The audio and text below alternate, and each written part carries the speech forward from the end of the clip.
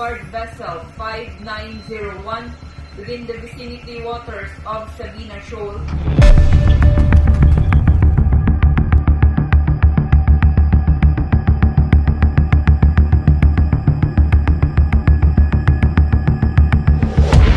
This is Philippine Coast Guard Vessel PRT Teresa Magbanwa, MRRT.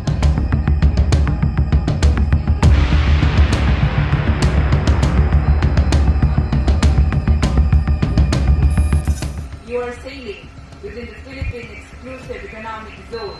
What is your intention? Over.